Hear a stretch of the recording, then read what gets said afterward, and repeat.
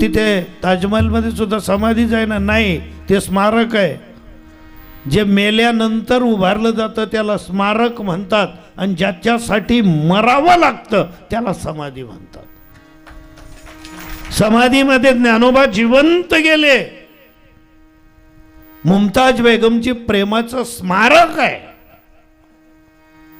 हा एक साम्य, दोघं ठिकाणी बायाच आहे. इकडे ज्ञानाबाई आहे, तिकडे मुमताज सुद्धा बाईच आहे. पण फरक केवढा आहे? ताजमहल पाहताना वरती मान करावी लागते कारण ते भव्य आहे, पण समाधी पाहताना मान खाली जाते कारण ती दिव्य आहे. दिव्यता आणि भव्यता, एवढी दिव्यता सासू आणि सुनांच्या संवादात आहे. घराघरामध्ये ते घडू द्या. सासू आणि सुनांनी असं बोला.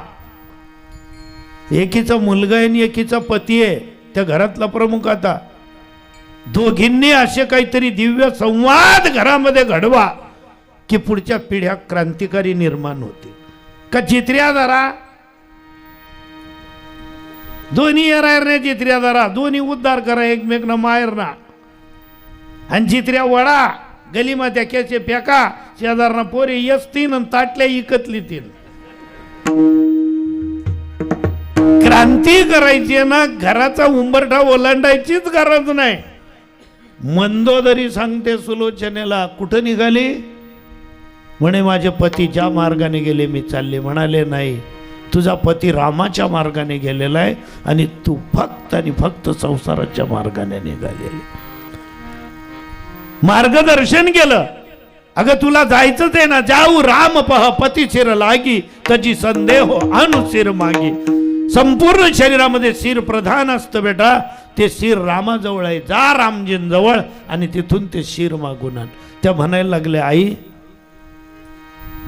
ज्यांनी माझ्या पतीचं शिर उडवलं, मी जर तिथे गेले, मी सुंदर आहे, तरुण आहे, विधवा आहे, दुःखी आहे, आणि मी जर तिथे गेले माझी काय अवस्था होईल? त्या सांगायला लागल्या, तुला माहिती आहे तिथे कोण कोण आहे? तुझी म्हणते ना मी दुःखी आहे.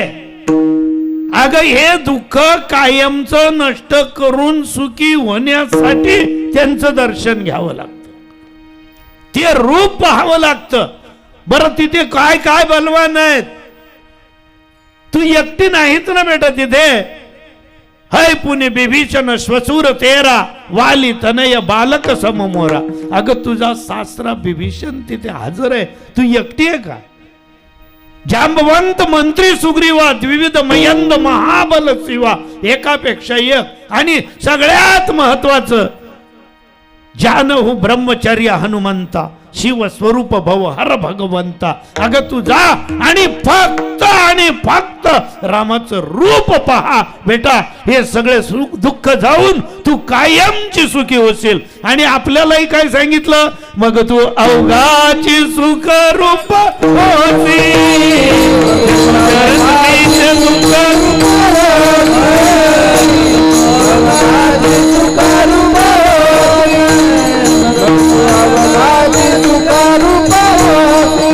पंढरीची जाई एक वेळ गेला, तू नुसतं रूप पहा. आता इतका वेळेस आपण रूप रूप रूप रूप रूप बोलत राहिलो.